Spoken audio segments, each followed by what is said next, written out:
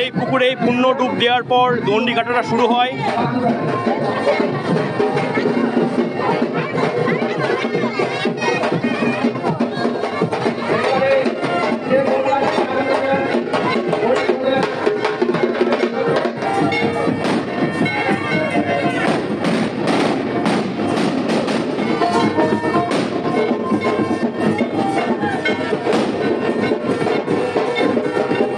বাইরের পরিবেশ একেবারে আলোয় আলোকিত।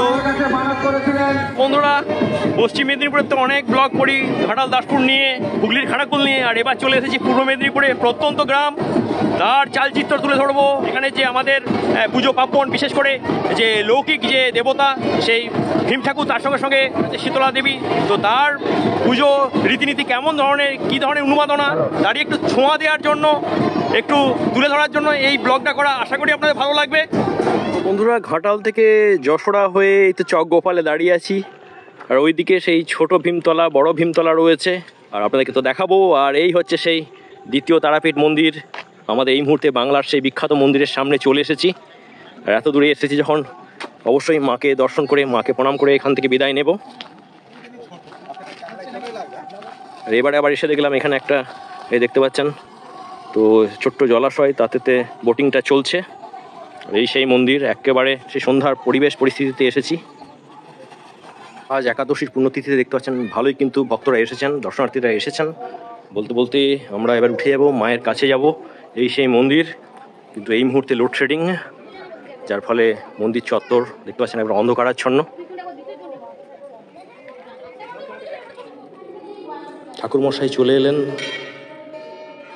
সান্ধ্যকালীন পুজোটা হয়তো কিছুক্ষণের মধ্যেই শুরু হবে। বলতে বলতে আমিও বেরিয়ে যাচ্ছি। বন্ধুরা, দ্বিতীয় তারাপীঠের মা তারার অন্দরমহল থেকে আরম্ভ করে সেই মাতৃ প্রতিমা আপনাদেরকে দেখিয়ে দিচ্ছি। এটা আমাদের পরম সৌভাগ্য। বন্ধুরা, ছোট ভীমতলা থেকে এবার চলে যাব বড় ভীমতলায়, সেখানেও দেখাবো পরিস্থিতি এই মুহূর্তে। আমাদের সাথে থাকুন, এবং যারা নতুন রয়েছেন অবশ্যই চ্যানেলটা সাবস্ক্রাইব করে আমাদেরকে আরেকটু এগিয়ে দিন। বন্ধুরা, ভীমতলা যাওয়ার আগে দেখতে পাচ্ছেন মেলা তো বসেছে, আর সুন্দর একখানা আলোক সুসজ্জিত তোরণ। তো এই তোরণের মধ্য দিয়ে আমরা চলে যাব, আর আপনাদের আশা ভরসায় আমরা এগিয়ে যাচ্ছি। আমাদের সঙ্গে থাকবেন আপনারা। বন্ধুরা, দেখতে পাচ্ছেন এই হচ্ছে বড় ভীম, ভীম দেবতা, এনার পুজো আজ রাত্রে শুরু হবে। কত ফুট হাইট আছে? হাইটটা কত? ওটা আছে 25 ফুট। 25 foot height. আর ছোট ভীম, ওনার হাইট 16 ফুট। 16 ফুট। আচ্ছা আচ্ছা। দেখতে পাচ্ছেন প্রচুর মানুষের সমাগম হয়েছে, এগুলো দেখিয়ে দিচ্ছি। ছোট ভীমতলা, বড় ভীমতলা মিলিয়ে এই গ্রামটার নাম কি? বড় ভীমতলা। তো একেবারে মানে পুজোর আমেজ। এটাই কি আপনাদের সব থেকে বড় উৎসব? দেখতে পাচ্ছেন গ্রামের এটাই সব থেকে বড় উৎসব।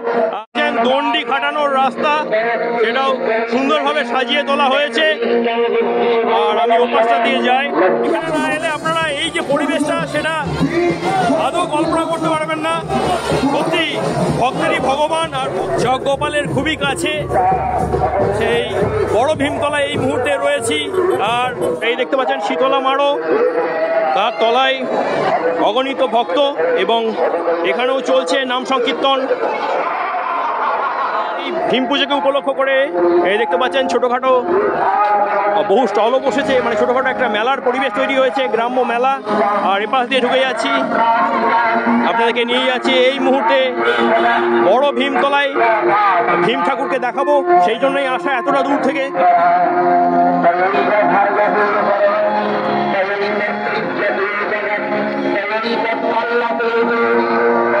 আর ঢুকেই আপনাদেরকে দেখিয়ে দিচ্ছি, ওই দেখতে পাচ্ছেন, তো গোটা পরিবেশটা দেখিয়ে দিই। এখানের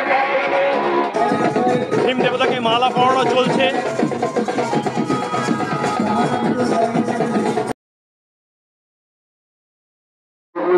আর এটা একটা সেলফি জোন করা হয়েছে, সব জায়গাতেই হচ্ছে। আর এখানেও একই চিত্র। আর যেটা তুলে ধরার জন্য সেই যে গ্রাম্য লৌকিক দেবতা আচার সেটা তুলে ধরার জন্য এত দূরে আসা ঘাটাল থেকে। আর ঠাকুরের ঠিক পেছনেই দেখতে পাচ্ছেন বিভিন্ন স্টলগুলো বসেছে। সে যেটা বলছিলাম, একটা গ্রাম্য মেলা, ছোটোখাটো মেলা শুরু হয়ে গেছে আজ থেকেই। বেশ কিছু হরেক মালের স্টল আমি দেখতে পাচ্ছি। আর আমার সঙ্গে এই মেলা কমিটির সঙ্গে যুক্ত দাদা, আপনার নামটা বলে দিন। ভোলানাথ দোলই। তো উনিও রয়েছেন। আর ভিড়টা কখন থেকে হয় এখানে? এটা এবার থেকে ভিড় শুরু হবে। শুরু হবে মানে যত সন্ধ্যাটা হবে। হ্যাঁ, চাষের সময় লোক চলে গেছে না? হ্যাঁ, চাষের সময় তো এই দেখতে পাচ্ছেন। তো যেহেতু এসেছি বন্ধুরা, এইগুলো দেখিয়ে দিলাম। প্রত্যন্ত অঞ্চলে গ্রামীণ মেলায় এসেছি ভীম পুজোকে কেন্দ্র করে। দেখতে পাচ্ছেন সেই আদর, সেই হচ্ছে উদারতা, সেগুলো সব চোখে পড়ছে। অনেক ভালোবাসা আপনাদেরকেও, অনেক ধন্যবাদ আপনাদেরকেও। Thank you. ওকে, গন্ডি কাটার জন্য লাইনটা দেখতে পাচ্ছেন, একটা বিরাট লাইন পড়েছে সুসজ্জিত। এই লাইনের মধ্য দিয়ে গন্ডি কাটাটা চলছে।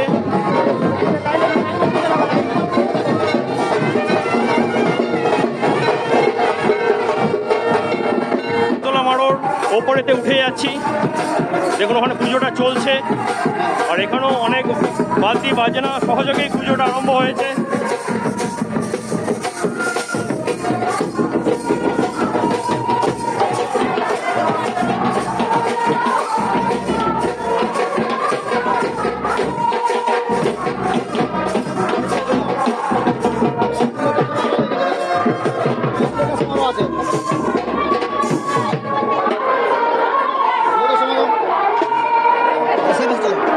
বন্ধুরা, এখানে যেটা দেখতে পেলাম, কতটা আদরে, কতটা যত্নে লালিত হচ্ছে, পালিত হচ্ছে আমাদেরই বঙ্গ সংস্কৃতির, লোক সংস্কৃতির অঙ্গ এই ভীম পুজো, শীতলা পুজোকে ঘিরে যে উন্মাদনা, সেই উচ্ছ্বাস, তো সেগুলো সব তুলে ধরছি।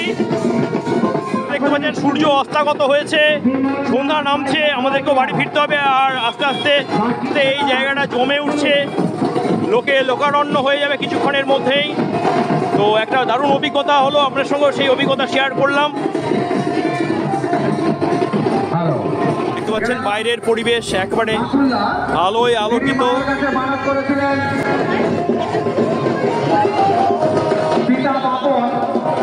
একদিকে শীতলা পুজো, তার পাশেই গ্রামীণ লৌকিক দেবতা ভীমের পুজো শুরু হয়েছে।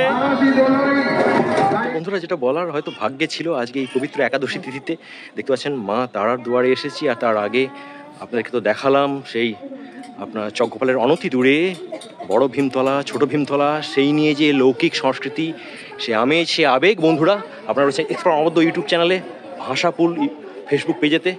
তো বন্ধুরা, অনেক কিছু শেয়ার করলাম আমার সঙ্গে, কেমন লাগলো অবশ্যই জানাবেন। তো বন্ধুরা, এই ব্লগের মাধ্যমে বাংলার লোক সংস্কৃতিকে আবার জাগিয়ে তুললাম।